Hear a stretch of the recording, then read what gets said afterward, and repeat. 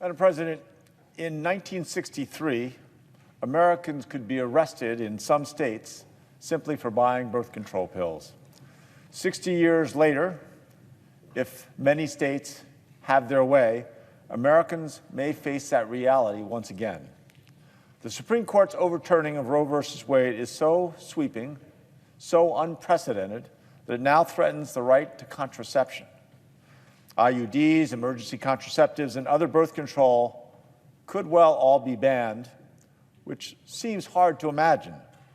We're going backwards in time to when women did not have control of their own bodies, nor the freedom to decide how and when they wanted to begin their families. Who really believes a woman shouldn't be able to use birth control? That a woman shouldn't be able to decide whether or not she wants to get pregnant? That a couple can't decide they aren't ready for a family?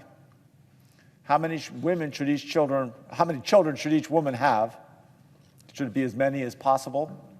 Are they allowed to stop reproducing? Or is it a lifelong duty? Politicians should not be making these decisions. This is a bill that guarantees a woman's right to access legal contraception. That's it. There's no trick, no sleight of hand. We can pass it into law today.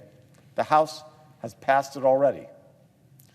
Starting a family is among the most private and personal decisions a person can make.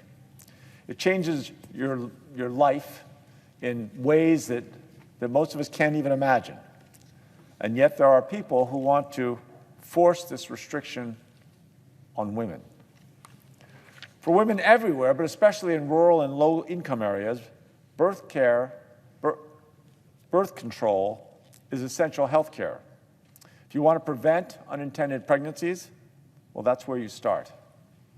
When I was governor, Colorado made long-acting reversible contraception, like IUDs, available at little or no cost. That reduced unintended pregnancies by 54%. 54%.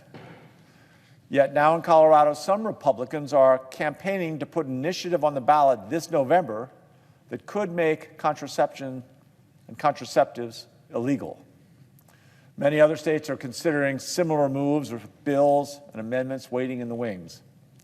I think this is far, far beyond the mainstream of what most Americans believe. In fact, 92% of Americans in a recent Gallup poll said that contraception is morally acceptable.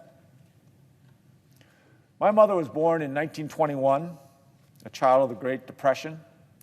She scrimped and saved every penny, but she always made it a point to make some donation to Planned Parenthood. Some years it might only be $10, but she believed there were few burdens harder for a woman to bear than being compelled to start a family before she was ready. As a mother of four, she knew how important it was for women to be able to make that decision for themselves. Who are we as politicians to tell American women who has children